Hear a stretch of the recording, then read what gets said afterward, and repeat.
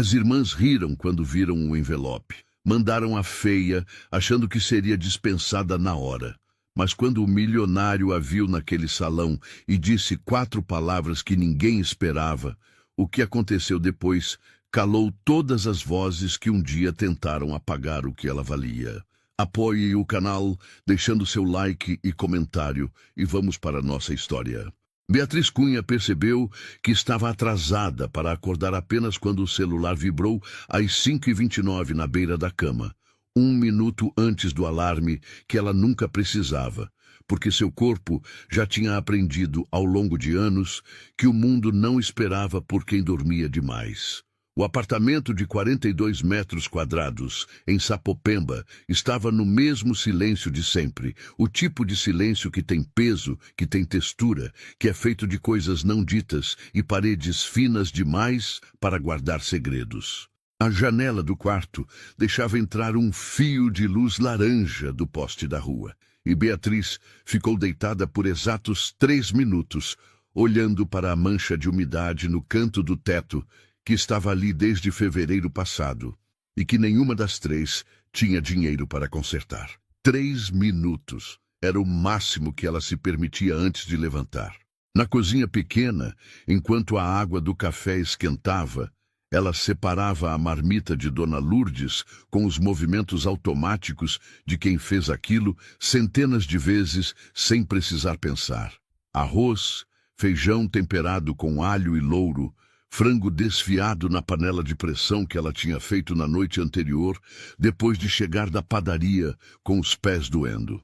O aroma do café encheu o cômodo e Beatriz aspirou aquilo devagar, com os 2 cotovelos apoiados na pia, olhando pela janela da cozinha, o céu ainda roxo de São Paulo que começava a clarear sobre os telhados irregulares do bairro. Havia algo naquele momento específico, antes de tudo começar, antes das irmãs acordarem, antes do ônibus lotado e do mármore manchado da padaria central do Brás, que pertencia completamente a ela. Era silêncio, era só seu.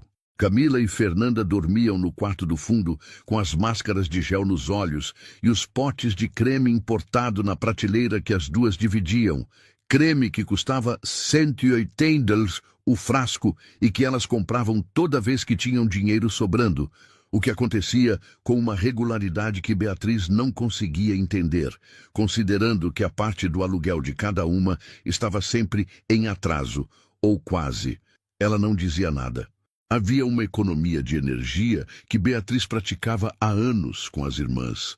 Uma espécie de cálculo permanente sobre o que valia a pena gastar com palavras. Quase nada valia. Então, ela ficava em silêncio, pagava os 420 mensais do remédio da mãe, organizava o envelope das contas sobre a mesa da cozinha e acordava às 5h30. Dona Lourdes ainda dormia quando Beatriz deixou a marmita na geladeira com um bilhete escrito à caneta. Lembrar de tomar o losartana antes do almoço. Já separei na caixinha azul.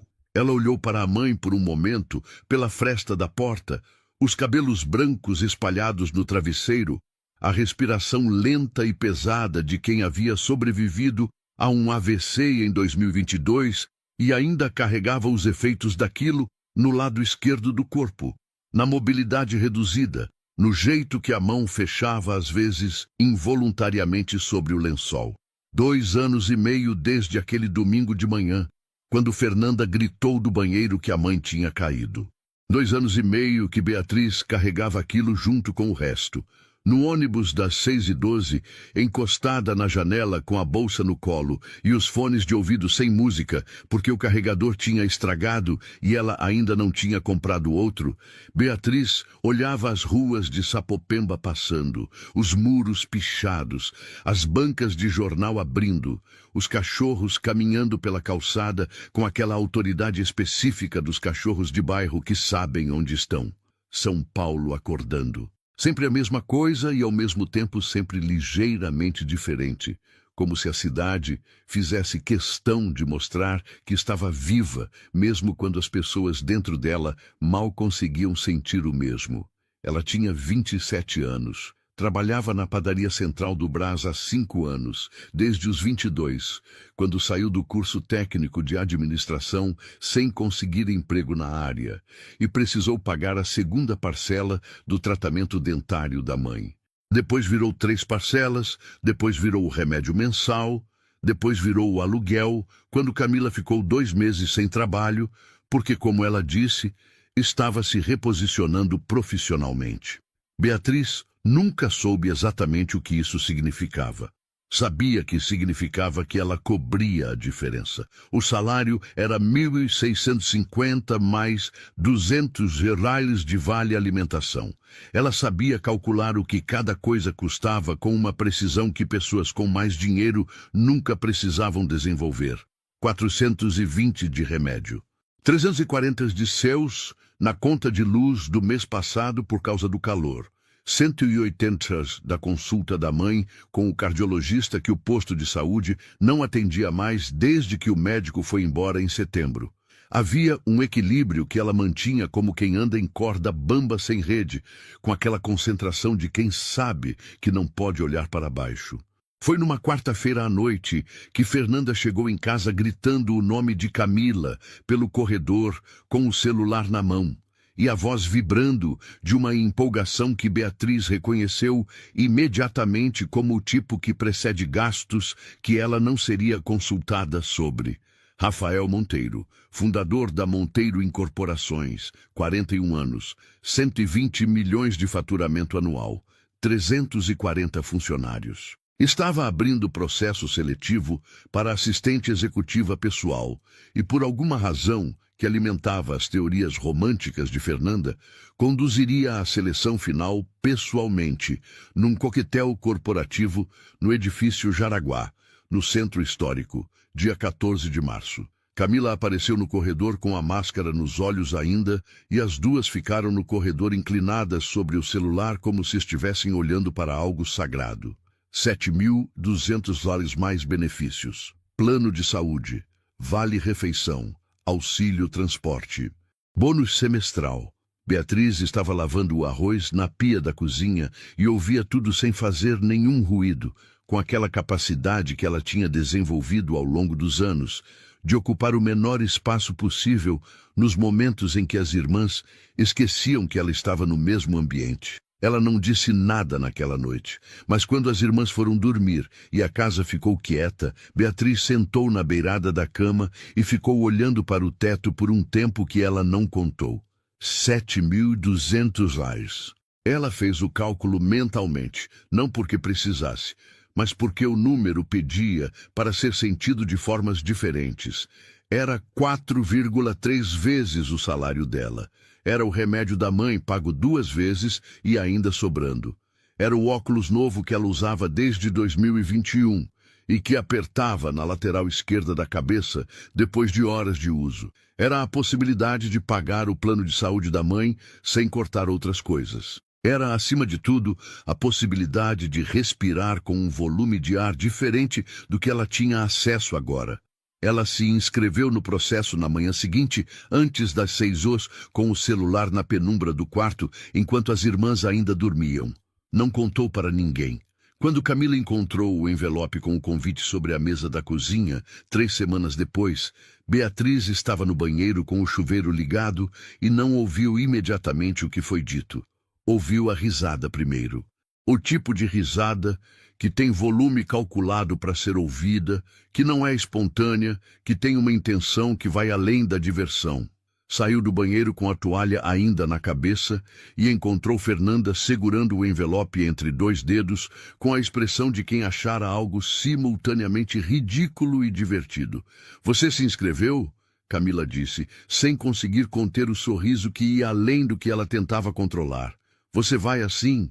De óculos grossos e cabelo amarrado?" Beatriz não respondeu.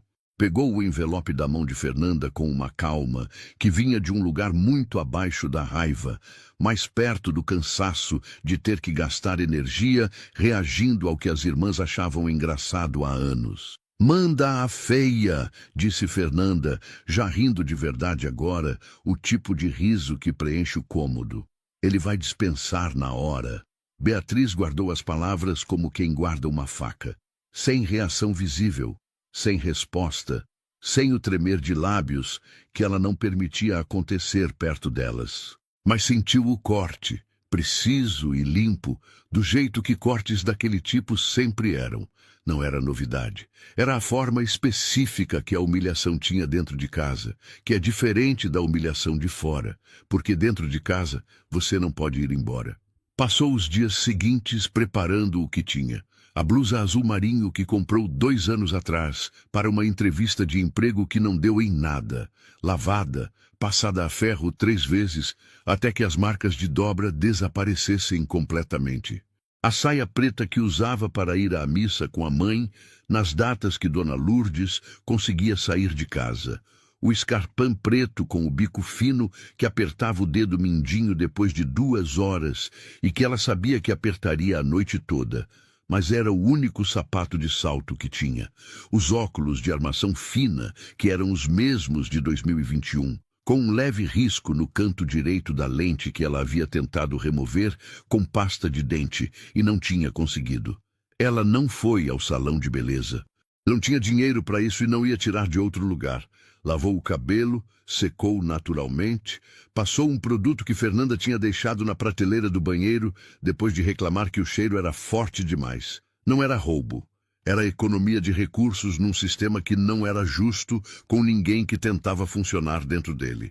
No dia 14 de março, enquanto Camila e Fernanda saíam do apartamento às 18 horas, com os vestidos alugados na sacola, a maquiagem profissional que tinham pagado juntas e o celular registrando cada detalhe para os stories, Beatriz estava sentada na beirada da cama, ajudando Dona Lourdes a entender as instruções do novo remédio que o cardiologista tinha receitado na semana anterior.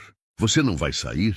A mãe perguntou, olhando para ela, com aqueles olhos que sempre souberam mais do que o rosto deixava mostrar. "Vou", Beatriz disse. Mais tarde, ela arrumou a marmita da mãe para a noite, deixou o remédio separado na caixinha azul, verificou 2 vezes se a porta estava trancada e desceu para pegar o metrô às 18h40.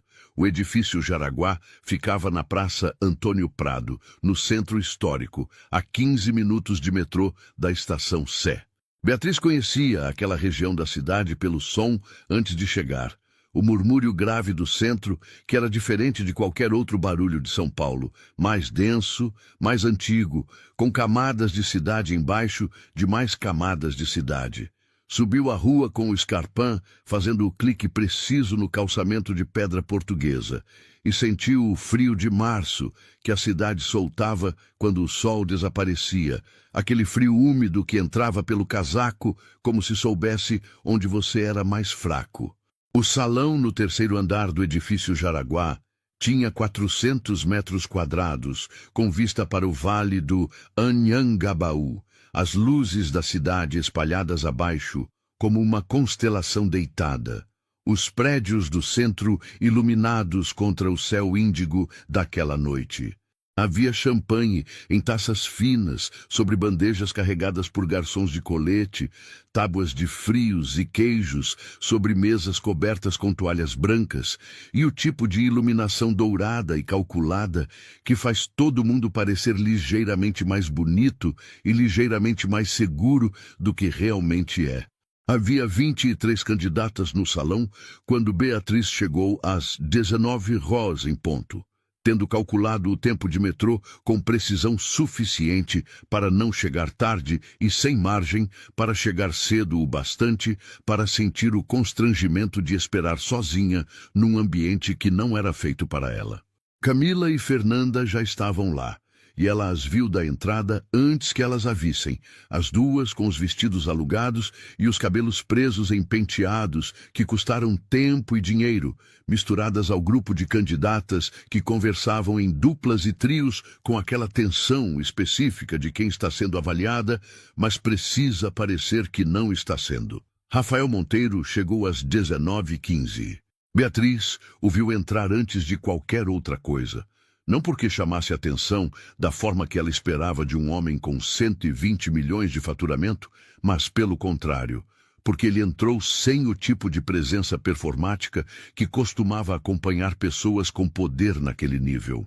41 anos, cabelo escuro com o começo de grisalho nas têmporas, terno cinza escuro sem gravata, expressão que ela classificou imediatamente não como arrogância, mas como o jeito de quem passou tempo demais lendo planilhas e pouco tempo demais em salões de eventos sem querer estar ali. Havia 2 assessoras atrás dele, e elas sim carregavam as pranchetas e os processos e o peso administrativo do evento. Ele carregava apenas a expressão de quem vai cumprir algo que foi marcado. Durante 40 minutos, Beatriz o observou de longe cumprimentar cada candidata. Educado, frio, profissional. As assessoras faziam as perguntas técnicas enquanto ele ficava levemente de lado, escutando com uma atenção que não era óbvia, mas que ela aprendeu a identificar, porque era o mesmo jeito que ela mesma prestava atenção quando não queria que a outra pessoa soubesse que estava prestando. Ele não dava sinais. Não inclinava a cabeça para nenhuma. Não esboçava o sorriso específico que acontece quando alguém te surpreende. Era uma superfície plana. Camila respondeu às perguntas com a fluência treinada de quem havia ensaiado respostas na frente do espelho nos 3 dias anteriores. Beatriz viu, da outra ponta do salão, Rafael Monteiro ouvir tudo com aquela expressão e então virar levemente para a assessora ao lado. O gesto sutil de quem passa para o próximo, sem precisar dizer em voz alta. Quando chegou a vez de Beatriz, a assessora mais jovem, de óculos com armação vermelha e cabelo preso com aquela precisão de quem não deixa nada ao acaso, conduziu as perguntas com a mesma eficiência clínica que havia conduzido as anteriores. Administração de agenda complexa, com múltiplos fusos, resolução de conflitos entre equipes, comunicação sob pressão. Beatriz respondeu cada uma com a objetividade de quem não tem roteiro, mas tem prática, a diferença entre saber o que deveria ser dito e saber o que era verdade, sendo sempre a mesma para ela, que nunca havia aprendido a separar as 2 coisas com facilidade. Então a assessora fez a pergunta que havia feito para todas as outras 22. Qual a sua maior qualidade profissional? Beatriz não hesitou. Não respirou fundo antes de responder. Não inclinou a cabeça.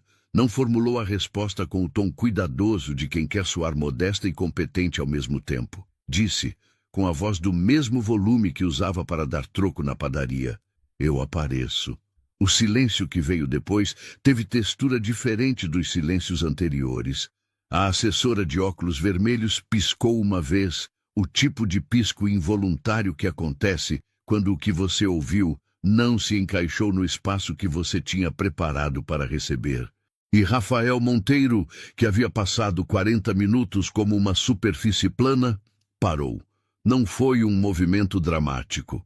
Não foi um recuo de corpo ou uma virada de cabeça calculada. Foi o tipo de parada que acontece internamente antes de qualquer movimento externo, quando algo diz para o sistema inteiro que precisa de um segundo para processar. Ele olhou para ela. Não da forma que havia olhado para as outras, aquela atenção profissional e distante, da forma diferente. O tipo de olhar que vai além do que a outra pessoa está mostrando, que quer entender o que está embaixo do que está vendo. Da outra ponta do salão, Camila e Fernanda tinham as taças de vinho paradas no ar. Rafael Monteiro disse as 4 palavras que ninguém no salão esperava ouvir naquele momento, com uma voz baixa que chegou até Beatriz, com uma clareza que não tinha nada a ver com volume. Você foi a única. Não era contratação ainda. Beatriz percebeu isso antes mesmo que Rafael terminasse de falar, porque havia uma qualidade na frase que não era de encerramento, era de abertura, o tipo de coisa que abre uma porta antes de dizer o que está do outro lado. A assessora de óculos vermelhos ficou quieta com a prancheta na mão, olhando para o chefe com aquela expressão de quem está recalibrando o script do evento em tempo real. As outras assessoras, um pouco mais atrás, trocaram um olhar rápido, que Beatriz captou no canto do campo visual, sem mover os olhos. Rafael continuou, com a mesma objetividade que soaria quase abrupta, se não fosse pela qualidade específica da atenção que ele estava dando, que era do tipo que faz a dureza da frase soar como respeito. Todas as outras candidatas haviam respondido o que imaginavam que ele queria ouvir. Liderança sob pressão, capacidade de antecipação, proatividade com responsabilidade. As palavras certas, no tom certo, com a cadência treinada de quem estudou como parecer exatamente o que o entrevistador está procurando. E havia competência genuína naquelas respostas. Ele não estava dizendo que não havia. Estava dizendo que havia ouvido a mesma coisa 22 vezes, com variações de volume e velocidade, e que nenhuma delas havia dito nada que ele não soubesse que estaria ali antes mesmo de entrar no salão. Eu apareço era diferente. Era a resposta de alguém que não estava gerenciando a impressão que causava. Era a resposta de alguém que sabia, com aquela quietude específica de quem aprendeu as coisas por dentro e não por fora. Que presença consistente é mais rara do que qualquer habilidade técnica que pode ser listada num currículo. Ele pediu que ficasse para uma conversa após o encerramento do evento. Beatriz disse que sim, com um movimento de cabeça pequeno e firme, do mesmo jeito que dizia sim para turno extra na padaria quando precisava, sem drama, sem o risco de mostrar quanto aquilo importava. Por dentro, havia algo que não era exatamente nervosismo. Era mais parecido com o momento antes de sair do ônibus, numa parada que você nunca desceu antes, quando você não sabe o que vai encontrar, mas já colocou o pé na direção da porta. Da outra ponta do salão, Camila havia abaixado a taça de vinho. Fernanda estava com a expressão de quem está calculando algo e não está chegando ao número esperado. O evento encerrou aos 20h40. As candidatas saíram em grupos pequenos, o som das conversas se dissolvendo no corredor com o clique dos saltos no piso de mármore do edifício Jaraguá. Beatriz ficou de pé perto da janela com a vista para o vale do Anhangabaú, a cidade lá embaixo com aquela respiração luminosa de quem não para nunca, os prédios do centro refletindo uma nas janelas do outro numa cadeia de luz que se perdia na direção do horizonte urbano. O frio do vidro chegava até ela mesmo sem encostar, aquela temperatura que os edifícios antigos guardam nas paredes como memória. Camila e Fernanda saíram sem se despedir. Beatriz viu as costas das duas desaparecendo pela porta, com os casacos nos braços e as bolsas no ombro, e havia algo naquele movimento de saída que era tão familiar que ela quase não sentiu. Quase. Rafael Monteiro voltou ao salão depois de cumprimentar os últimos convidados no corredor, a assessora de óculos vermelhos dizendo algo em voz baixa ao lado dele, que ele respondeu com 2 movimentos de cabeça, e então ela também saiu. O salão ficou com o barulho reduzido ao silêncio residual que os lugares grandes guardam depois que as pessoas vão embora. Aquele eco suave de presença que ficou. O cheiro de champanhe aberto e flores de arranjo, e o ar condicionado que continuava funcionando independente de haver alguém para justificar a temperatura. Ele indicou uma mesa no canto do salão, longe das janelas, onde 2 copos d'água ainda estavam sobre a toalha branca. Sentaram. Beatriz cruzou as mãos sobre o colo, porque o Scarpin estava apertando o dedo mindinho há 2 horas, e ela havia aprendido que quando o corpo começa a pedir atenção num momento que exige foco, a única coisa que funciona é redirecionar completamente a consciência para outra coisa. Rafael perguntou sobre rotina, não no formato de pergunta técnica de processo seletivo, não com a moldura de descreva seu dia a dia profissional. Perguntou de uma forma direta e sem ornamentação, o jeito de quem quer a informação e não a performance da informação. Beatriz contou. A padaria.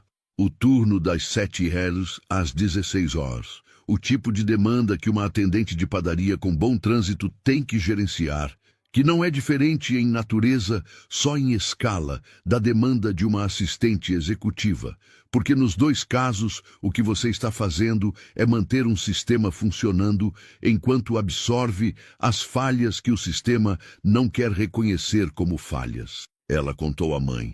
Não de forma estratégica, não como apelo emocional, mas porque ele havia perguntado sobre rotina, e a rotina incluía a caixinha azul de remédio e o bilhete na geladeira, e o barulho da respiração da mãe pela fresta da porta às 5h30. Rafael ficou em silêncio enquanto ela falava. Não o silêncio de quem está esperando sua vez de falar, o silêncio de quem está ouvindo de verdade, que tem uma qualidade diferente, que você aprende a distinguir depois de anos sendo ouvida pela metade. Quando ela terminou, ele ficou quieto por um momento. Então perguntou, por que você quer o emprego? Beatriz não precisou de pausa. Porque $7.200 muda a vida de quem ganha 1.650. E porque sei que sou capaz. Havia uma honestidade naquilo que não era vulnerabilidade, era precisão. Ela não estava pedindo nada. Estava oferecendo um cálculo e uma afirmação, os dois elementos que ela achava que importavam, sem a camada de modéstia performática que tornaria a resposta mais palatável, mas menos verdadeira. Rafael ficou em silêncio. Beatriz contou 8 segundos. Ela sabia, porque o relógio na parede do salão tinha aquele tipo de ponteiro de segundos que avança com um clique audível. E o salão estava silencioso o suficiente para que cada clique chegasse até ela com uma clareza que tornava a contagem involuntária. Então ele disse, segunda-feira, 8h, Avenida Faria Lima, 3500, Vegitos, no 2º andar. Pode vir? Beatriz disse que sim, com a mesma voz com que havia dito tudo o mais naquela noite, sem deixar que o peso daquilo vazasse para o tom, porque havia aprendido que certas alegrias precisam ser protegidas do ar de fora até que se tornem sólidas o suficiente para sobreviver sem proteção. No metrô de volta para Sapopemba, com o Scarpan na mão porque o dedo mindinho não aguentava mais, os pés descalços no chão frio do vagão, Beatriz ficou olhando para o reflexo dela mesma na janela escura enquanto o metrô passava pelos túneis.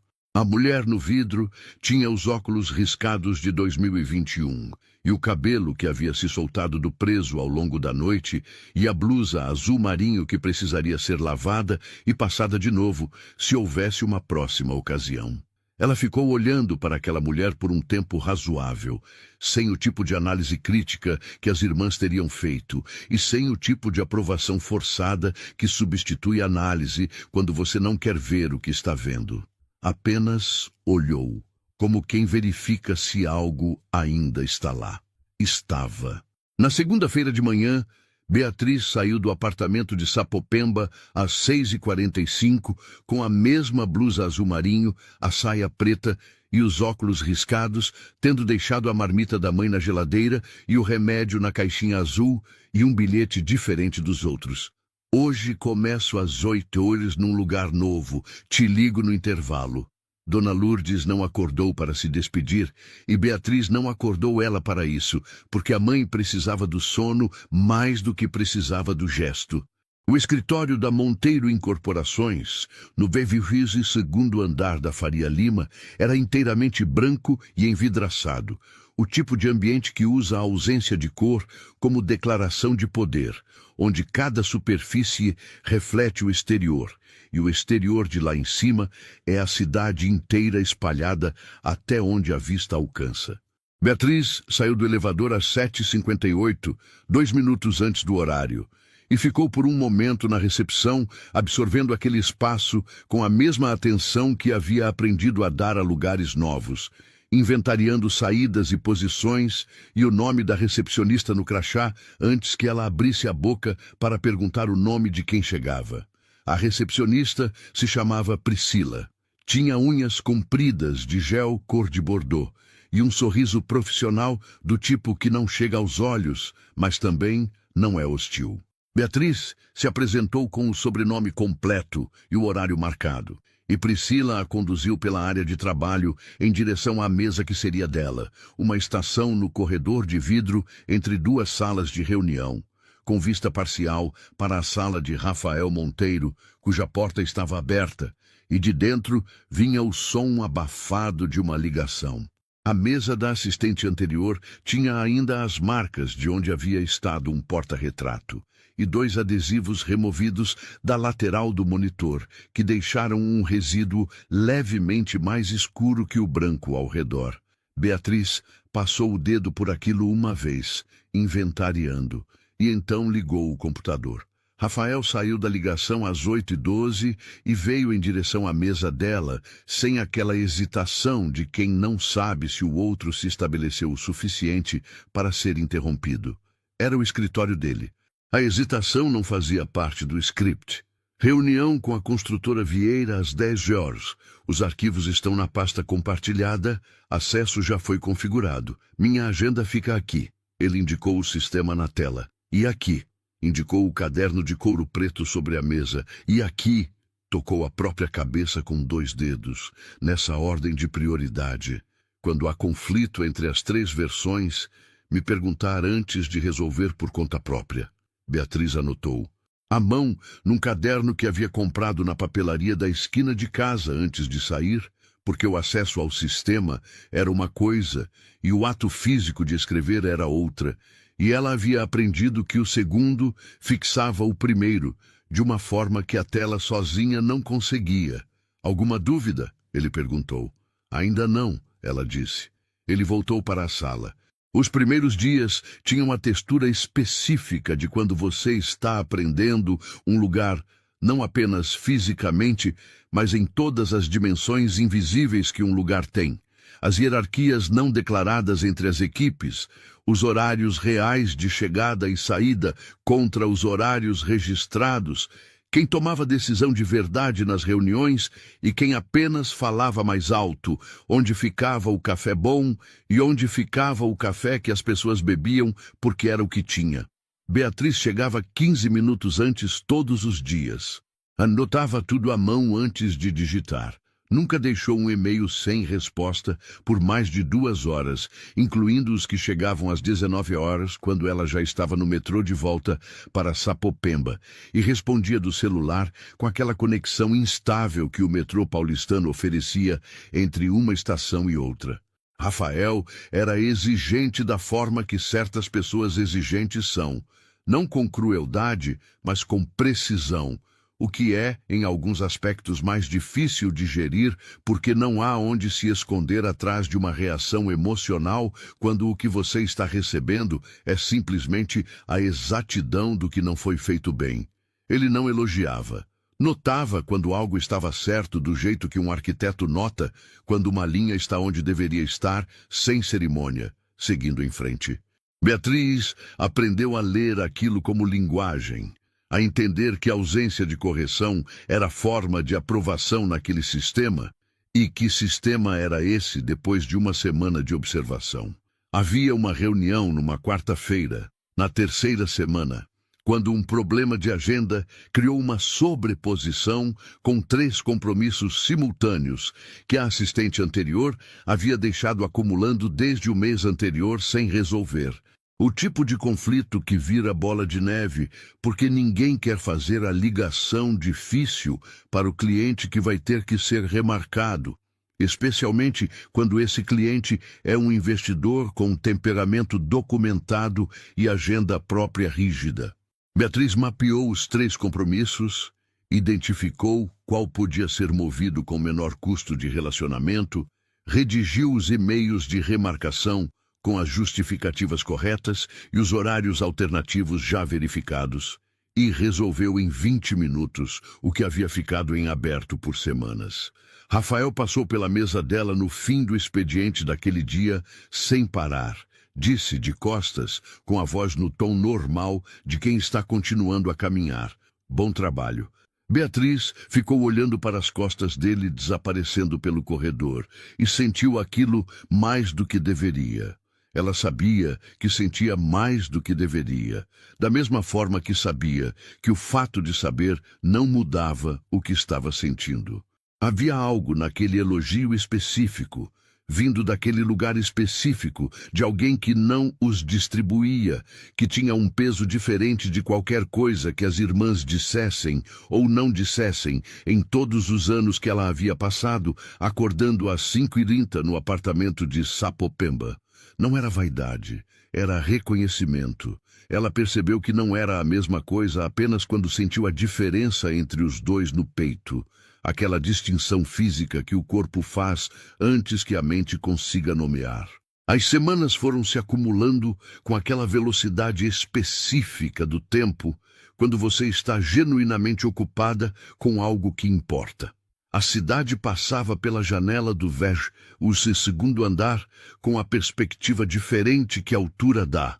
Não a cidade de quem está dentro dela, mas a cidade de quem consegue ver onde ela termina em todas as direções.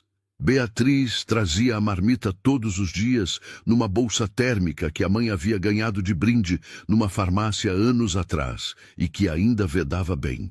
Comia na mesa mesmo, porque o horário de almoço dela raramente coincidiu com um momento em que alguma coisa urgente não estivesse pedindo atenção. E ela havia descoberto que resolver o urgente antes de comer era mais eficiente do que comer com o urgente na cabeça.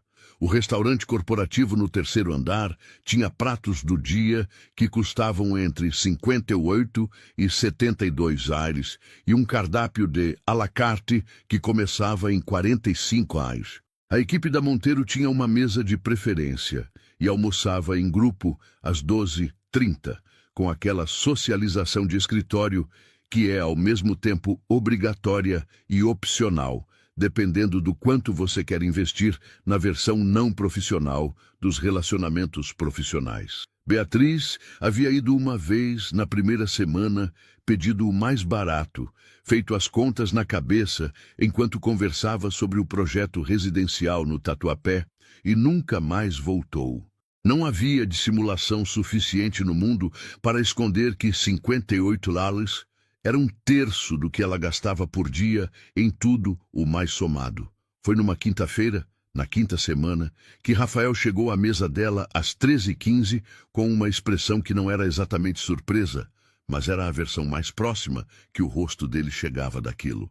Ele havia precisado de algo no arquivo físico que ficava num armário próximo à sua mesa e havia notado que ela estava almoçando ali, o recipiente de marmita aberto, o garfo de plástico que ela guardava na gaveta e que tinha a alça levemente dobrada de tanto uso. Ela não tentou esconder. Guardar a marmita antes que ele visse teria sido pior do que estar com ela à vista. Ele não disse nada naquele dia. Voltou para a sala com o arquivo que havia buscado e fechou a porta com aquele clique suave que as portas de vidro temperado fazem, que é diferente do som das portas comuns, mais contido, mais preciso. Na manhã seguinte, havia um envelope sobre a mesa de Beatriz, branco, sem identificação, selado. Dentro, um voucher do restaurante no valor de 300, sem assinatura. Ela ficou com o envelope na mão por um momento, olhando para o voucher com aquela atenção de quem está verificando se o que está vendo é o que parece ser. Então levantou, foi até a porta da sala de Rafael, que estava entreaberta, e bateu 2 vezes com o nó do dedo. Ele estava de pé perto da janela com o telefone na mão. No intervalo entre duas coisas, aquele espaço de 5 segundos, que é o único momento em que ele parecia não estar no meio de algo. Virou para ela. "Foi o senhor?" ela perguntou. Mostrou o envelope. Ele não negou. Beatriz colocou o envelope sobre a mesa mais próxima da porta, do lado de dentro, com cuidado. "Eu tenho marmita, mas obrigada." Saiu e fechou a porta. Rafael ficou olhando para o envelope com uma expressão que ela não viu, porque já estava de costas, caminhando em direção à própria mesa, mas que Priscila, passando pelo corredor no momento exato com uma pasta de documentos, descreveria mais tarde para uma colega no banheiro como o rosto de quem recebeu uma informação nova sobre si mesmo e não sabia onde guardar. Não estava acostumado com recusa. não da forma simples e direta e completamente sem crueldade que Beatriz havia feito, que não era agressão nem julgamento. Era apenas autonomia. Era apenas uma mulher dizendo que tinha o que precisava e que o gesto havia sido visto e reconhecido e devolvido por uma razão que não tinha nada a ver com ele. Nos dias que se seguiram, alguma coisa mudou no ritmo do escritório, ou talvez tenha mudado no ritmo de como Rafael e Beatriz existiam dentro dele, que é uma coisa diferente, mas produz efeitos parecidos. Ele passou a deixar 2 copos de café sobre a bancada do corredor nas manhãs em que chegava antes dela, sem comentário, sem indicação de que um era para ela, mas numa posição que deixava claro que um era para ela. Ela pegava sem dizer nada. Era uma negociação silenciosa sobre o que podia ser aceito e o que não podia, cujos termos nunca foram discutidos diretamente porque não precisaram ser. Havia reuniões que atrasavam o almoço para além de qualquer horário razoável. Quando os dois se encontravam na sala de conferência, depois que os outros tinham saído, ela com o bloco de notas fazendo os últimos registros, ele com a gravata afrouxada e o cansaço de 4 horas de decisão no rosto. Nesses momentos havia uma qualidade de silêncio diferente dos silêncios de trabalho, mais densa, mais pesada, como se o espaço entre os dois tivesse sido preenchido com algo que nenhum dos dois havia colocado lá de propósito. Numa tarde de quinta-feira, ele perguntou sobre a mãe, de passagem, a mesma naturalidade de quem pergunta sobre qualquer coisa do cotidiano que ouviu mencionar antes. Beatriz respondeu com a mesma naturalidade e percebeu apenas, quando já estava respondendo, que estava contando mais do que a resposta curta pedia. Sobre o AVC, sobre os remédios, sobre o jeito que Dona Lourdes dobrava o lençol com a mão boa quando a outra não obedecia completamente. Rafael ouviu tudo sem interromper. Então disse, com aquela voz que usava quando estava sendo preciso ao invés de educado: "Ela deve ser forte." Beatriz olhou para ele. Ela é? Não era declaração, não era abertura. Era apenas 2 fatos sendo reconhecidos por pessoas que haviam aprendido, cada um à sua maneira e por razões completamente diferentes, o valor específico da resistência silenciosa. O divórcio de Rafael Monteiro havia sido homologado num cartório da Consolação em março de 2022. 4 anos antes daquele escritório branco e envidraçado, onde Beatriz organizava a agenda de um homem que ela ainda chamava de Senhor nos e-mails formais, e de Rafael quando precisava chamar sua atenção de dentro da sala de reunião. Luciana havia saído da cobertura do Itaim Bibi com 2 volumes de livros. A cadela Yorkshire, que ela havia insistido em adotar 6 meses antes da separação, como se soubesse que precisaria de companhia. E a certeza de que o casamento havia terminado 2 anos antes da papelada confirmar o que os dois já sabiam desde uma noite de domingo em que ficaram 3 horas na mesma sala sem trocar uma palavra que não fosse sobre o jantar que nenhum dos dois comeu. Rafael não havia entendido completamente o que havia falhado até muito depois. Havia tentado entender através do trabalho, que era a linguagem que ele conhecia melhor, aquela forma de traduzir tudo em problema a ser resolvido com recursos suficientes e método correto. Mas solidão não é problema de recursos. Ele percebeu isso apenas quando a cobertura ficou completamente silenciosa pela primeira vez.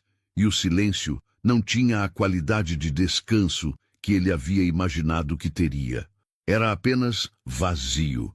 Era apenas o ar-condicionado e as luzes automáticas e a vista da cidade que continuava existindo com uma indiferença que ele havia confundido durante anos com liberdade.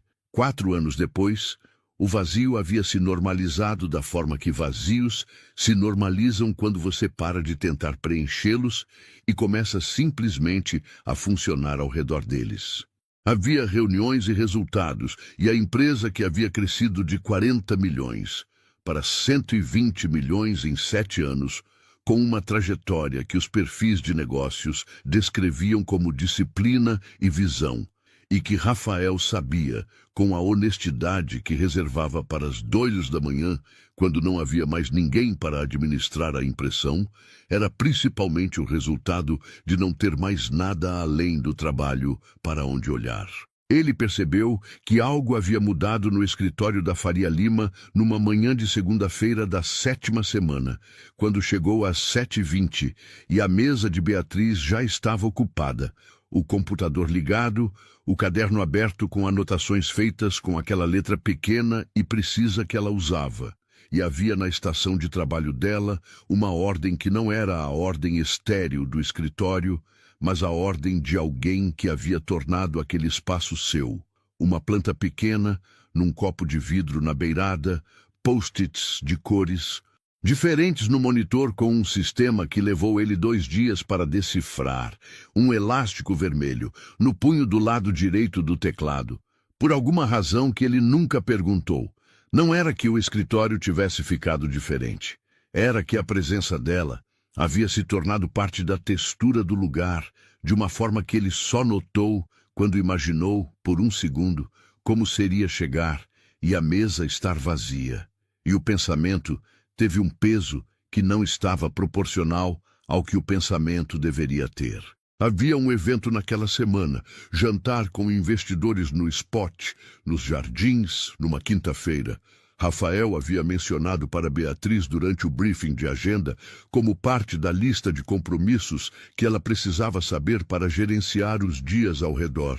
E então, mais ao final da conversa, havia dito com o mesmo tom objetivo de tudo o mais. Seria útil se você pudesse vir, como acompanhante profissional. Os investidores têm perguntas operacionais que cruzam com sua área. Beatriz ficou quieta por um momento. Ele viu o momento exato em que ela processou a proposta e tomou uma decisão que não era sobre logística. Não faz parte do contrato, ela disse. Não com hostilidade, com a clareza de quem sabe onde a linha está. Rafael ficou olhando para ela por um segundo depois que ela disse aquilo, e havia na expressão dele algo que não era exatamente contrariedade, mas era a versão mais próxima que ele demonstrava quando algo não seguia o curso que havia calculado. Então acenou com a cabeça uma vez e voltou para a sala. Ela foi embora às 18 horas. Ele ficou até às 22 com os relatórios do trimestre e o jantar do Spot, onde foi sozinho e respondeu às perguntas operacionais dos investidores com a precisão de sempre e chegou na cobertura do Itaim Bibi às 23h40. E ficou de pé na varanda por um tempo que ele não mediu olhando para as luzes da cidade, com aquela sensação de que havia algo errado no cálculo, mas não conseguia identificar onde estava o erro. Nos dias seguintes, Beatriz e Rafael funcionaram com a eficiência de sempre e com uma distância que não era hostilidade, mas que tinha a qualidade específica de quando 2 pessoas que estavam se aproximando fazem um recuo simultâneo e ficam operando na zona segura do profissional sem cruzar para o lado onde as coisas não têm nome. 2 semanas, os e-mails respondidos em 2 horas, a agenda gerenciada com precisão, os conflitos de reunião resolvidos antes de virarem problemas. Tudo funcionando. Nada diferente do que deveria ser. E, ao mesmo tempo, tudo com aquele peso de algo não dito que preenche o espaço entre as palavras certas. Foi a Fernanda quem rompeu o equilíbrio com a eficiência específica que certas pessoas têm para encontrar o momento exato em que uma coisa ainda pode ser desestabilizada. Numa sexta-feira à tarde, Beatriz estava no balcão da recepção, revisando documentos, quando Priscila, com a expressão que as recepcionistas têm quando alguém chega sem agendamento e elas precisam calcular o custo social de cada opção disponível, se inclinou para dizer em voz baixa que havia uma mulher na recepção pedindo para falar com ela. Beatriz desceu. Fernanda estava de pé na entrada com a bolsa no braço e aquela postura de quem chegou com propósito declarado, que é, na verdade, uma forma de chegar com insegurança não declarada. Ela olhou para o saguão de mármore e vidro, para os seguranças discretos, para o nome da empresa em letras metálicas na parede e Beatriz viu no rosto da irmã o cálculo acontecendo em tempo real. Saíram para a calçada da Faria Lima. O trânsito da tarde fazia aquele barulho grave e contínuo que é a frequência de fundo da cidade inteira. E o sol batia de lado no espelho dos prédios com aquela luz alaranjada específica das 17h30 paulistanas que faz tudo parecer levemente dourado sem deixar de parecer exausto. Fernanda disse o que havia vindo dizer sem preâmbulo, o que era uma forma dela que Beatriz conhecia. Aquele tipo de franqueza que usa a ausência de rodeio como proteção contra a responsabilidade pelo que está sendo dito. Você sabe que ele nunca vai te ver como igual, né? Fernanda disse, olhando para o prédio atrás da irmã, como se estivesse falando do edifício e não da pessoa dentro dele. Você é a assistente. Para ele, você é mobília. Beatriz não respondeu. Havia pombos na calçada, 3, caminhando ao redor de um guardanapo descartado com a autoridade indiferente dos pombos de centro financeiro que vivem entre sapatos caros e não se impressionam com nada. Beatriz ficou olhando para eles por um segundo. Cuida da mãe hoje à noite? Ela perguntou. Preciso que alguém passe lá para dar o remédio das 20. Fernanda piscou. Não era a resposta que havia preparado receber. Sim, posso passar. Obrigada. Beatriz voltou para o prédio, mas a frase ficou. Era o tipo de coisa que fica não porque é nova, mas porque confirma algo que você já havia sentido em algum lugar que fica atrás da consciência, onde os medos moram antes de ter nome. Mobília. Ela havia passado a vida inteira sendo a que estava ali, funcionando, útil, presente, e sendo olhada com a visibilidade que se dá para as coisas que funcionam sem precisar de atenção. A padaria, o ônibus das 6h12, o apartamento de Sapopemba, e agora um escritório diferente, mas talvez a mesma posição no esquema geral das coisas. Na semana seguinte, quando Rafael mencionou o jantar com investidores, ela respondeu que não fazia parte do contrato. Ele ficou sem entender. E as 2 semanas de silêncio funcional que se seguiram tiveram uma textura diferente das semanas anteriores, mais pesada, mais deliberada, como se os dois estivessem fazendo esforço ativo para se manterem na versão segura de onde estavam. Numa tarde de chuva, a que cai pesada em São Paulo, nos meses que não são verão, mas que ainda não são inverno, com o ruído da água no vidro preenchendo o escritório com aquele som que afasta tudo que está do lado de fora e deixa o que está do lado de dentro mais próximo do que deveria ser, Rafael foi até a mesa de Beatriz com 2 copos de café, coisa que ele nunca havia feito. Havia sempre sido a bancada do corredor, aquele acordo não verbal de 2 copos num lugar neutro onde nenhum dos dois precisava reconhecer o gesto. Isso era diferente. Isso era ir até a mesa da outra pessoa, sentar na cadeira do lado, colocar o copo na frente dela. Ela olhou para o café, depois para ele. Ele disse, "O que eu fiz?" Beatriz ficou quieta por um momento. Havia na sala aquela qualidade de atenção que a chuva cria, aquela sensação de que o mundo fez uma pausa na frequência habitual e deixou aberto um espaço que não estava lá antes. Ela poderia ter dito que não era nada. Era o que ela havia aprendido a dizer a vida inteira quando era alguma coisa. Disse, "Não foi o senhor, fui eu que me lembrei onde fico." Rafael ficou quieto. Ela viu o momento em que ele recebeu aquilo, não como informação profissional, mas como o que era. Uma afirmação sobre posição, sobre hierarquia, sobre o espaço que ela havia decidido ocupar dentro daquele sistema, depois que Fernanda havia colocado em palavras o que ela havia sentido, mas não havia dito para si mesma ainda. "E onde você acha que fica?" ele perguntou, com uma voz que não tinha o tom de quem está contestando. Tinha o tom de quem está genuinamente perguntando. Beatriz não respondeu, mas ele ficou com a pergunta. Ela viu que ficou, da forma que certas perguntas ficam quando chegam num momento em que a pessoa estava pronta para recebê-las sem saber que estava. Ficaram em silêncio por um tempo com os 2 copos de café na mesa e a chuva no vidro e a cidade lá embaixo completamente indiferente a tudo aquilo. Então ela pegou o café e abriu o caderno e voltou para o trabalho. E ele ficou na cadeira do lado por mais 3 minutos antes de levantar, que era mais tempo do que qualquer coisa no escritório havia exigido dele ficar parado. Às 18h47, quando Beatriz já estava com a bolsa no ombro e o casaco no braço esperando o elevador, o celular vibrou. Mensagem de Rafael. Ela leu 2 vezes antes de processar, porque a mensagem era simples demais para o peso que tinha. Posso te ligar depois das 20 horas? Não sobre trabalho. Ela ficou no corredor com o dedo no telefone e o elevador chegando, e indo sem ela entrar. Depois chegou outro. Ela não entrou nesse também. Ficou olhando para a mensagem com aquela concentração de quem está tentando sentir o chão antes de dar o próximo passo, verificando se é sólido, verificando se aguenta o peso. Havia naquele momento, no corredor do 22º andar, com a chuva ainda batendo nos vidros do corredor e a cidade lá embaixo, fazendo o seu barulho de sempre, algo que ela não sabia nomear completamente, mas que reconhecia pelo peso específico que tinha. Era a diferença entre onde você está e onde você poderia estar.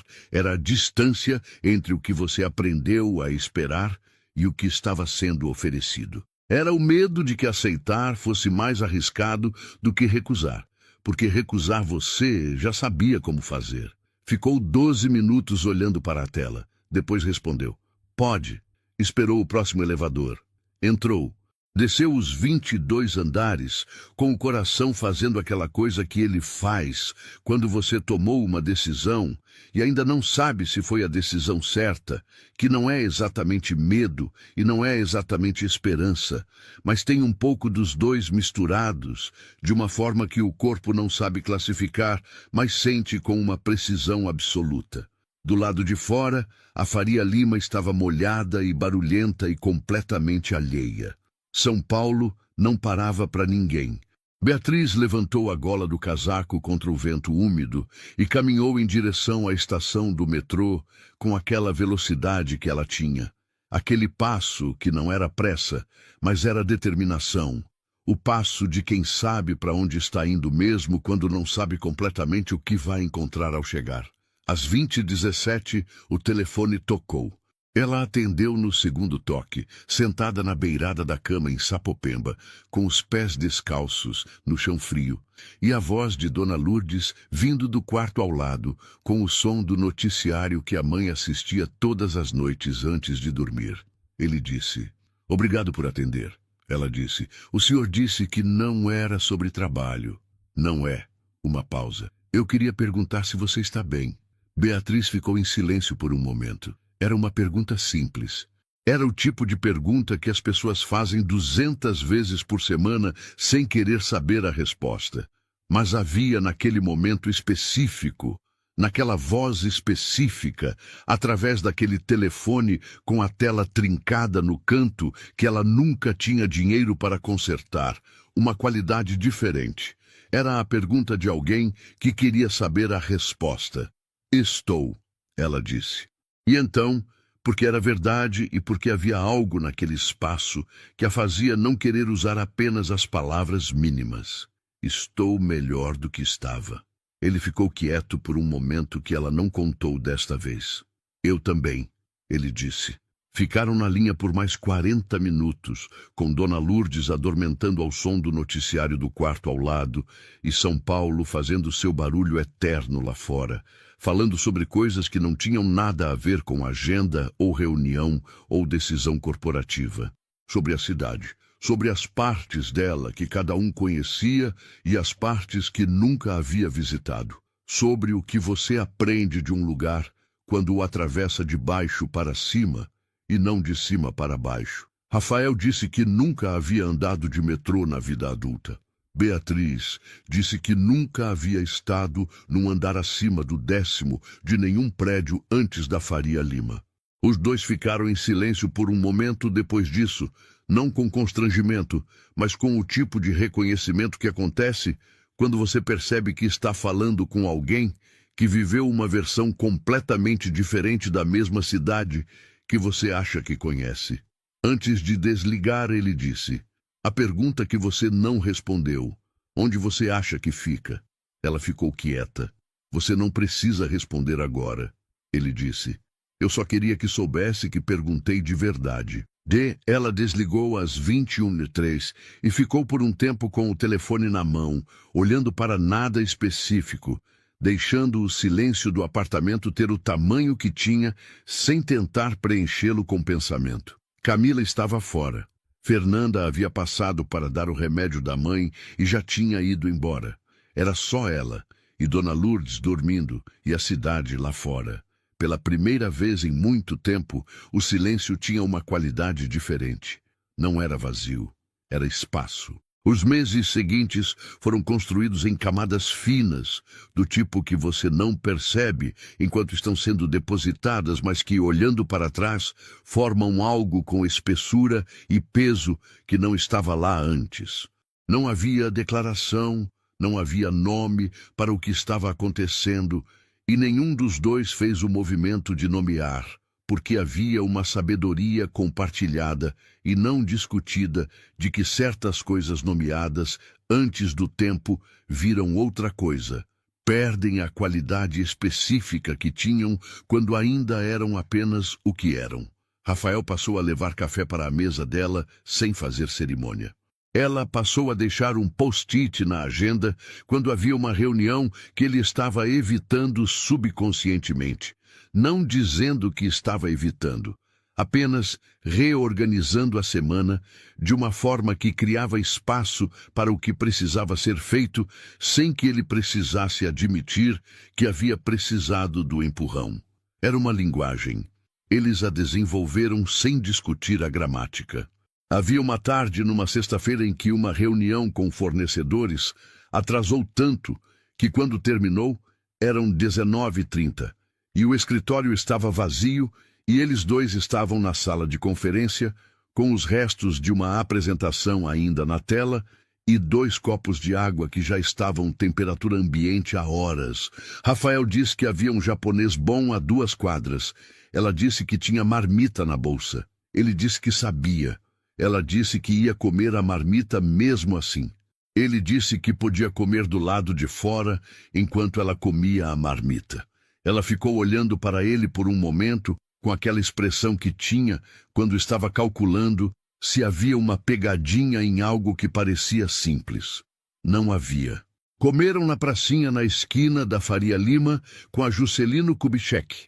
Ela com o recipiente de marmita no colo e ele com o temaki do japonês, com os pombos da noite circulando ao redor das mesas de metal, com a mesma autoridade indiferente dos irmãos de calçada da padaria central do Brás. E a cidade em volta fazendo o barulho específico de São Paulo numa sexta-feira às 20h, que é ao mesmo tempo exausto e elétrico, como uma pessoa que deveria ter parado, mas não consegue. Falaram por 2 horas sobre a empresa, sobre a cidade, sobre o pai de Rafael, que havia construído a primeira obra da Monteiro num terreno em Guarulhos com 2 funcionários e uma caminhonete velha, e sobre a mãe de Beatriz, que havia trabalhado 23 anos numa fábrica de peças em Santo André antes do AVC, e sobre o jeito que certas histórias de trabalho têm uma dignidade que não precisa de título para existir. Rafael disse aquilo, e Beatriz ficou quieta por um momento, não com desconforto, mas com o cuidado de quem está verificando se o que acabou de ouvir é o que parece ser, se é reconhecimento genuíno, ou aquela versão performática de reconhecimento que pessoas com muito dinheiro às vezes praticam para sentirem que estão do lado certo de alguma coisa. Era genuíno. Ela percebeu isso pelo jeito que ele disse, sem nenhum dos marcadores de quem quer ser elogiado por ter dito. Era apenas uma observação. Era apenas verdade. Seu pai ainda está vivo? Ela perguntou. Não, ele disse. 2019. Infarto. Silêncio. Ele viu a empresa chegar nos 40 milhões, Rafael disse. Não chegou a ver os 120. Havia algo naquela frase que não era lamento. Era apenas o fato nu de uma ausência específica, do tipo que não tem consolação possível e que você aprende a carregar, não porque ficou mais leve, mas porque ficou mais acostumado ao peso. Minha mãe viu eu sair da padaria para cá, Beatriz disse. Acho que era o suficiente por enquanto. Ele a olhou de um jeito que ela havia aprendido a reconhecer ao longo dos meses. Aquele jeito que ia um pouco além do que a situação exigia, como se houvesse uma pergunta que ele estava fazendo com os olhos que ainda não tinha encontrado a forma de fazer em voz alta. Jogou fora o papel do temaki. Ela fechou o recipiente da marmita. Levantaram ao mesmo tempo. No caminho de volta para o escritório para pegar as bolsas, ele disse: "Você sabe que não precisa mais pegar o metrô, né? Posso pedir um carro." Ela disse: "Eu sei. Prefiro o metrô." Ele não insistiu, e ela percebeu, com aquela atenção que ela dava para os momentos em que ele não insistia, que esse havia se tornado o gesto que mais dizia sobre quem ele estava se tornando dentro daquilo tudo. Não o carro oferecido, o silêncio depois da recusa. O período de 90 dias passou com a velocidade de algo que você sabe que está terminando, mas não quer marcar. A reunião de avaliação foi numa segunda-feira de manhã, com a assessora de RH da empresa presente e uma pasta com indicadores de desempenho que Beatriz havia contribuído para construir sem saber que estavam sendo coletados, porque havia feito tudo com a mesma consistência independente de estar sendo avaliada ou não. Rafael apresentou os números. Ela os conhecia. Eram bons. Eram objetivamente bons, do tipo que não precisam de qualificação subjetiva para justificar o que era justo justificar. Ele ofereceu contratação efetiva com salário de R$ 9.500, não R$ 7.200, não a mesma oferta do coquetel, mais. E ele disse aquilo com a clareza de quem quer que fique absolutamente claro que a diferença não é favor, é mérito, que não é afeto, é avaliação, que havia uma distinção entre as duas coisas que ele havia pensado sobre como estabelecer antes daquela reunião, porque sabia que ela precisaria daquela distinção para aceitar sem se sentir objeto de algo que não era simples. Beatriz ficou olhando para os papéis na mesa por um momento. "Aceito", ela disse. A assessora de RH anotou. A reunião encerrou. Ela saiu da sala com os papéis na mão e o corredor à frente e o barulho habitual do escritório voltando à frequência normal depois do silêncio da sala de conferência. Havia dado 6 passos quando ouviu a voz dele. "Beatriz." Ela parou. Virou. Ele estava na porta da sala de conferência com as mãos nos bolsos. A assessora já havia saído pela outra direção. E havia entre eles apenas o corredor de vidro com a cidade lá fora e a luz branca do escritório, que era a mesma de sempre e que ao mesmo tempo parecia diferente naquele momento específico, mais densa, mais presente, como se soubesse que algo estava sendo dito. Rafael disse em voz baixa, com aquela objetividade que era a única linguagem que ele conhecia para coisas que importavam de verdade: "Você me perguntou onde fica. Você fica onde você decidir que fica. Isso é tudo que eu sei." Ela ficou olhando para ele por um momento. Não era declaração, era reconhecimento. Era alguém dizendo que a pergunta que ela havia feito naquela tarde de chuva havia sido ouvida, processada, respondida, com o único tipo de resposta que ele tinha condições de dar honestamente, que era a que colocava a decisão completamente nas mãos dela, sem retirar nada dela e sem acrescentar nenhum peso que não fosse o peso real da coisa. Ela fez o menor dos movimentos com a cabeça. Então virou e caminhou em direção à mesa. Ele voltou para a sala. Nenhum dos dois disse mais nada sobre aquilo naquele dia. Mas havia algo que havia mudado na qualidade do espaço entre eles. Algo que não era mais apenas profissional, e não era ainda outra coisa, mas estava se tornando com aquela paciência específica das coisas que são construídas por pessoas que aprenderam, cada uma à sua maneira, que pressa destrói o que deveria durar. Nos meses seguintes aconteceu de formas pequenas. Rafael cancelou uma reunião com investidores de Campinas numa quinta-feira porque havia uma crise com um dos fornecedores da obra do Tatuapé que Beatriz havia mapeado e que precisava de atenção imediata. E quando um dos sócios ligou reclamando do cancelamento, Rafael disse, com aquela voz precisa de sempre, que havia uma prioridade maior e que remarcaria para a semana seguinte, e desligou sem elaborar. Beatriz estava do lado de fora da sala com a porta entreaberta e ouviu aquilo e ficou com o peso do que havia ouvido por um tempo depois. Não porque era sobre ela diretamente, mas porque era sobre quem ele estava escolhendo ser. E essa era uma informação diferente de qualquer coisa que ele havia dito em voz alta. Numa quarta-feira, ele foi até a mesa dela com um papel impresso. Era um artigo sobre gestão de equipes em construtoras que havia sido publicado numa revista de negócios. Você devia ler, ele disse. Tem uma parte sobre administração de fornecedores que é parecida com o que você fez no caso Tatuapé. Ela leu. Depois foi até a sala dele. A parte sobre fornecedores está certa, mas a metodologia que propõe não funciona quando a equipe é menor que 20 pessoas. Eu testei uma variação. Ele ficou olhando para ela. Me explica. Ficaram 40 minutos discutindo metodologia de gestão com o mapa do projeto do Tatuapé, espalhado sobre a mesa de Rafael e ela de pé do lado, com a caneta apontando para fluxogramas, enquanto ele fazia perguntas do tipo que só fazem sentido se você está de verdade tentando entender e não apenas demonstrando interesse. Era trabalho. Era completamente trabalho. E ao mesmo tempo havia naquele espaço específico, com o mapa do Tatuapé e a caneta dela e as perguntas dele, algo que não era apenas trabalho, era duas pessoas se reconhecendo numa frequência que transcendia o organograma. Ela percebeu que havia algo acontecendo de verdade numa tarde de domingo, quando estava na padaria do bairro comprando pão para o café da mãe. E o celular vibrou com uma mensagem de Rafael, que era incomum aos domingos porque ele respeitava o fim de semana dela com a consistência de quem havia estabelecido aquilo como regra para si mesmo. A mensagem dizia apenas: estou passando na Avenida Paulista. Nunca tinha reparado quanto sol entra no Trianon de tarde. Ela ficou olhando para aquilo por um momento. Era uma observação.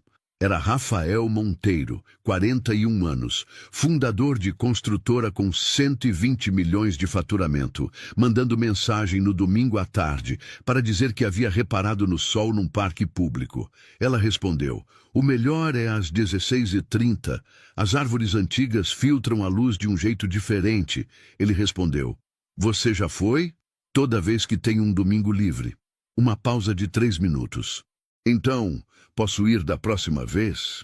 Beatriz ficou na fila da padaria com o pão na mão e o celular na outra, e Dona Lourdes esperando em casa e a questão inteira da vida dela ao redor. E respondeu: pode.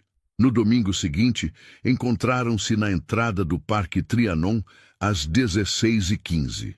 Ele chegou de carro, estacionou a 2 quarteirões. Caminhou até a entrada com a mesma pontualidade do escritório e sem a armadura do escritório, de jeans e tênis, e o mesmo olhar de quem está processando um ambiente novo com atenção. Ela estava no banco de pedra perto da entrada com uma sacola de lona onde havia 2 copos de café comprado na padaria da Consolação. Aquele café que custava R$ 4,50 e que era melhor do que qualquer coisa que o restaurante corporativo do 3º andar tinha para oferecer. Ele sentou, ela entregou o copo. Padaria? Ele perguntou. Consolação, ela disse. A melhor da região. Ele bebeu. Ficou quieto por um momento. É bom. Eu sei.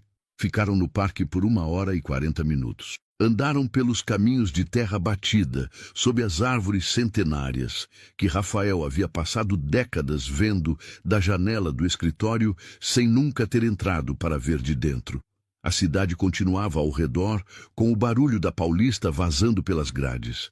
Mas aqui dentro havia uma camada de verde e sombra e o som dos pássaros que São Paulo guardava nesses bolsões como memória de como era antes de ser o que virou. Beatriz conhecia cada curva daquele parque. Apontou para a árvore mais velha, uma figueira centenária cuja raiz havia levantado o caminho de pedra ao redor com a paciência silenciosa de algo que cresce mais devagar do que o tempo parece permitir, mas que no fim está lá, intacto, enquanto o caminho vai se adaptando ao redor. É como a cidade, ela disse. Às vezes o que foi primeiro fica, e o que veio depois é que precisa se ajustar. Rafael ficou olhando para a raiz, depois para ela. Não disse nada, mas havia no silêncio dele aquela qualidade específica de quando alguém está guardando algo que ouviu para ficar com ele depois. Na saída ele disse: "Na semana que vem tem mais sol às 16h30? Ela disse: "Tem." E assim aconteceu. Não com declaração, não com o vocabulário dos relacionamentos que o mundo conhece e cataloga. Com domingos no Trianon e café de 4,50 e conversas que começavam sobre a cidade e terminavam em lugares que nenhum dos dois havia planejado chegar. Com a presença de alguém que havia aprendido que estar junto não precisava de moldura para ser real. O apartamento de Sapopemba continuou o mesmo nesse período, exceto que ganhou pintura nova numa semana em que Beatriz tirou 2 dias de folga acumulada e cobriu as paredes com aquele branco limpo que faz um cômodo inteiro parecer maior sem mudar 1 centímetro. Geladeira nova, porque a velha havia dado o último soluço em maio com um barulho que acordou Dona Lourdes às 3 da manhã. Plano de saúde para a mãe, com cobertura para cardiologista e fisioterapia, pago no débito automático, sem precisar de cálculo para ver se cabia. Não era ostentação, era respirar com mais espaço. Camila e Fernanda apareceram num sábado sem avisar, o que era o costume delas, e ficaram de pé na entrada do apartamento, olhando para a pintura nova e a geladeira nova, com aquela expressão de quem está recalculando algo que havia calculado errado. Fernanda perguntou com o tom de quem quer que a resposta confirme o que já decidiu acreditar. "Ele te ajudou com isso tudo?" Beatriz estava dobrando o lençol da mãe. Aquele movimento que ela fazia desde os 14 anos, com a mesma precisão de quem dobra pelo lado longo primeiro e depois em 3 partes iguais, e não parou o que estava fazendo para responder. "Não", disse. "Eu?" Fernanda ficou quieta. Camila olhou para a geladeira de stainless steel que refletia levemente a luz da cozinha. "Mas você e ele..." Fernanda começou. "Dobra esse lado para mim", Beatriz disse, indicando a borda do lençol. Fernanda dobrou, em silêncio. E havia algo naquele silêncio que era diferente dos silêncios anteriores, que não era o silêncio do julgamento contido, mas o silêncio de alguém que está processando que o cálculo que havia feito estava errado, e que o erro não estava no objeto do cálculo, mas na pessoa que calculou. Dona Lourdes dormia no quarto, com a respiração lenta, e o plano de saúde pago, e o remédio na caixinha azul, e a fisioterapeuta que vinha às terças e quintas e que havia dito na semana anterior que o movimento da mão esquerda estava melhorando, gradual, consistente, do jeito que as coisas melhoram quando tem os recursos certos para melhorar. Beatriz colocou o lençol dobrado sobre a cadeira e foi para a cozinha fazer café. O domingo seguinte ao sábado das irmãs tinha aquela qualidade específica dos domingos de São Paulo em junho. O frio seco que a cidade guarda nesse mês, como surpresa para quem esquece que ela também tem inverno. O céu de um azul limpo e alto que não existe nos outros meses. A luz branca e direta que faz as sombras ficarem precisas e os contornos das coisas parecerem mais nítidos do que costumam ser. Beatriz saiu de Sapopemba às 15h40 com o casaco de lã cinza que havia comprado em maio. O primeiro casaco novo que comprava em 4 anos. Não caro, mas bom, do tipo que aquece de verdade sem precisar de etiqueta para provar que aquece. Rafael já estava na entrada do Trianon quando ela chegou. Havia chegado antes pela primeira vez, o que ela notou sem comentar, e havia 2 copos de café na mão, da mesma padaria da Consolação, o que ela também notou e também não comentou, exceto por um movimento pequeno de um lado da boca, que não era exatamente sorriso, mas era próximo o suficiente. Aprendi onde comprar, ele disse. Eu sei, ela disse pegando o copo. Entraram no parque. A figueira centenária estava exatamente onde sempre estava.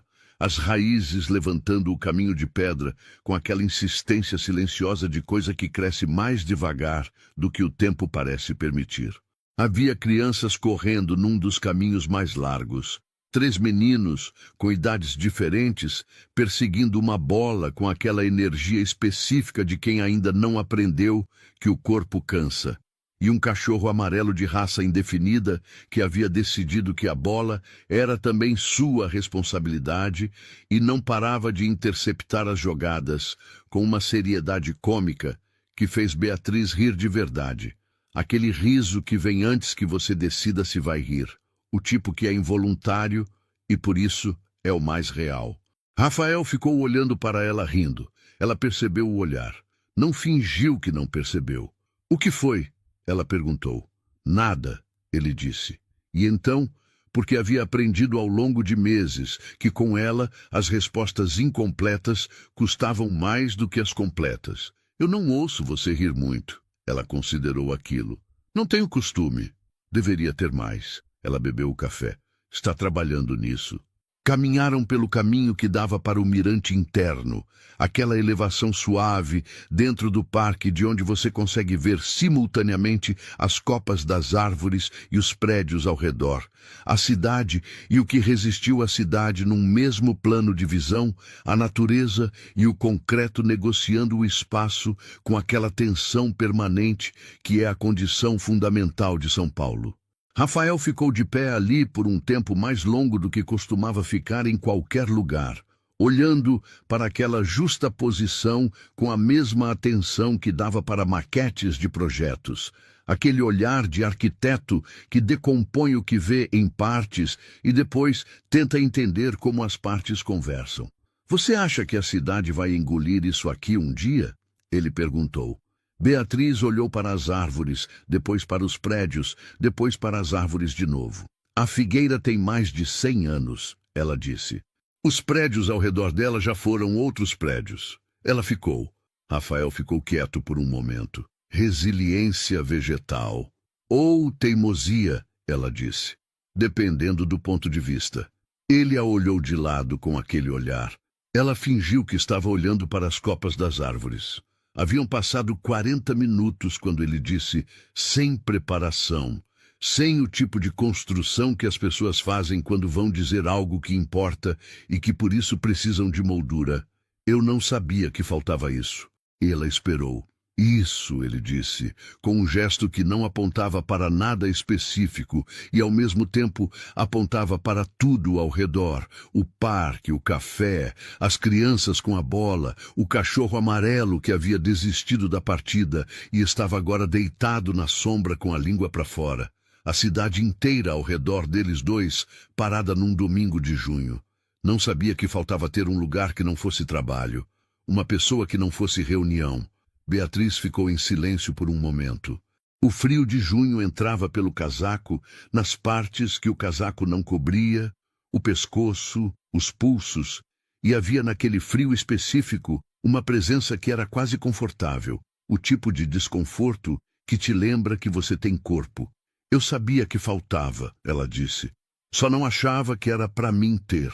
Ele virou o corpo inteiro para ela, não apenas o rosto, aquele tipo de atenção que é física antes de ser verbal. Por quê? Ele perguntou. Ela não respondeu imediatamente. Havia na pergunta um peso que pedia honestidade, do tipo que você não dá por reflexo, que precisa de um segundo para verificar se está disposta a dar de verdade. Pensou na frase de Fernanda na calçada da Faria Lima. Mobília. Pensou nos 8 segundos de silêncio no coquetel do edifício Jaraguá, quando havia dito, eu apareço, e o mundo do salão havia parado por um momento. Pensou nas 5h30 do apartamento de Sapopemba, e na marmita e nos óculos riscados de 2021 que ela ainda usava, não por falta de dinheiro agora, mas porque havia esquecido de mudar por conta própria o que havia aprendido a aceitar como fixo. Porque aprendi a ser útil, ela disse. Útil é diferente de necessária. Necessária é diferente de desejada. Eu ficava na primeira e achava que era suficiente. Rafael ficou olhando para ela com aquela expressão que não era pena, era reconhecimento. A diferença entre os dois sendo que pena olha de cima para baixo e reconhecimento olha de frente. E o que ela via no rosto dele era de frente. Não é suficiente, ele disse. Eu sei agora, ela disse. O cachorro amarelo se levantou da sombra e caminhou até Beatriz, com aquela confiança de cachorro que não foi ensinado que precisa de permissão, e encostou o focinho no dorso da mão que ela tinha baixa ao lado do corpo. Ela abaixou a mão e ele ficou ali por um momento, quente, real, completamente indiferente a qualquer hierarquia humana. Rafael viu aquilo e aconteceu a coisa que ela havia ouvido uma vez e que agora via pela primeira vez. O rosto de uma pessoa que estava bem, genuinamente bem. Não a versão gerenciada de bem que ele apresentava em reuniões, mas o bem que não tem plateia, que acontece quando você não está prestando atenção em como parece. Ficaram no parque até às 17h50, quando a luz começou a mudar para aquele tom mais fundo do fim de tarde de inverno que São Paulo guarda para as horas certas. As crianças com a bola já tinham ido embora. O cachorro amarelo havia seguido uma família com criança pequena na direção da saída. As árvores ficaram com aquela quietude específica dos parques urbanos quando a maioria das pessoas foi embora. E o lugar lembra brevemente o que era antes de ser público. Na saída, na calçada da Consolação, ele disse: "Semana que vem tem outro domingo." Ela disse: "Tem. Você me ensina outro parque?" Ela pensou por um momento. "Ibirapuera tem um lago que às 17h fica do jeito que a Paulista não fica. Vale a pena." "Combinado," ele disse. Havia um táxi passando e ele não fez nenhum movimento para chamá-lo. E ela notou aquilo com a mesma atenção que dava para os momentos em que ele não insistia no carro. Eles caminharam até a esquina juntos, e então os caminhos se separavam naturalmente. Ele na direção do estacionamento onde havia deixado o carro, ela na direção do metrô.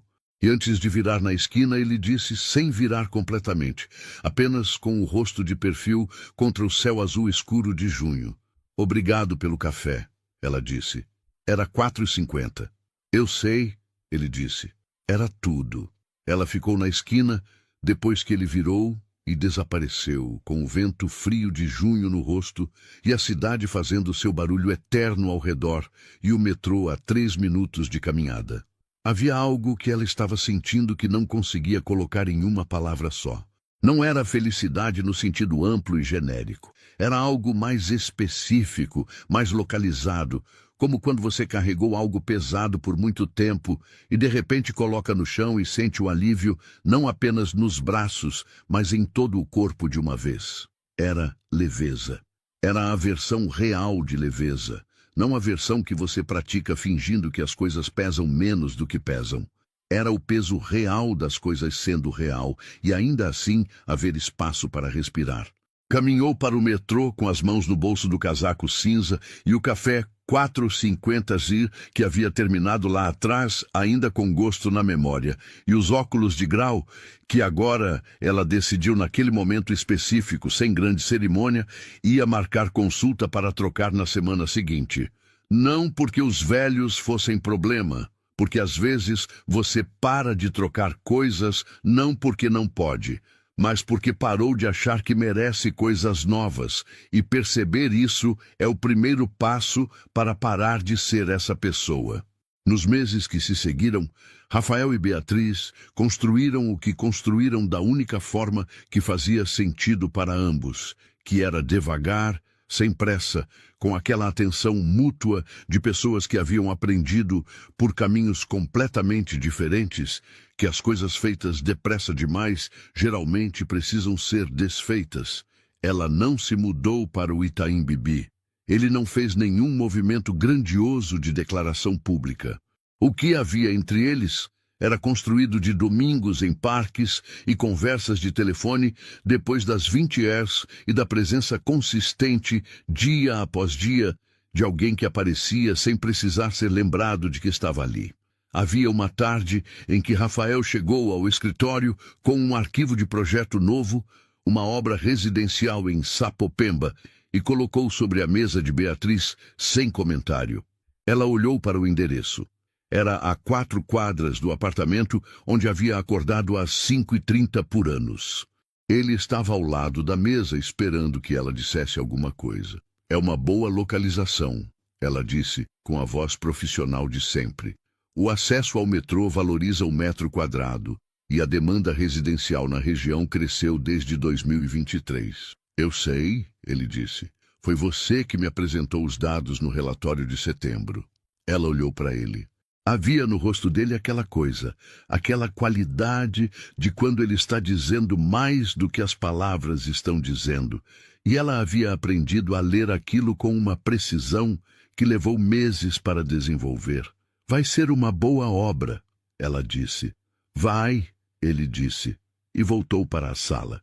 Havia no gesto algo que não era tentativa de mudar o que ela era ou de onde ela vinha. Era o oposto disso. Era alguém usando o que sabia fazer para honrar o lugar que ela conhecia. E havia uma diferença enorme entre as duas coisas que ela sentiu naquele momento de uma forma que não precisou de palavras para ser completa. Num sábado de setembro, Beatriz levou Dona Lourdes ao Parque do Carmo, na Zona Leste, que era o parque mais próximo de Sapopemba e que a mãe não visitava desde antes do AVC.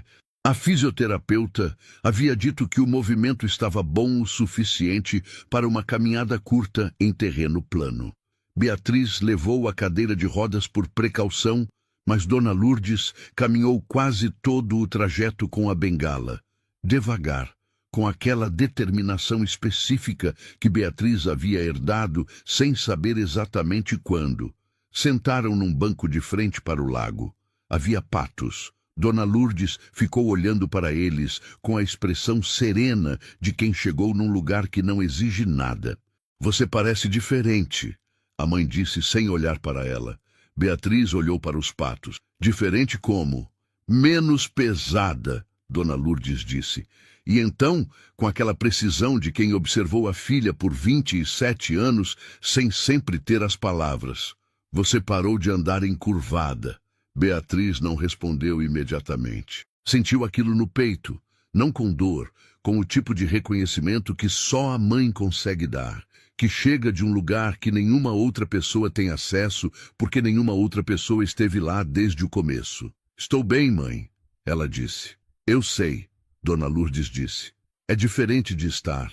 As duas ficaram em silêncio por um tempo, com os patos no lago e o sol de setembro, que em São Paulo tem aquela qualidade de recomeço, mais quente que o inverno, mas ainda limpo, ainda sem o peso úmido do verão que viria depois.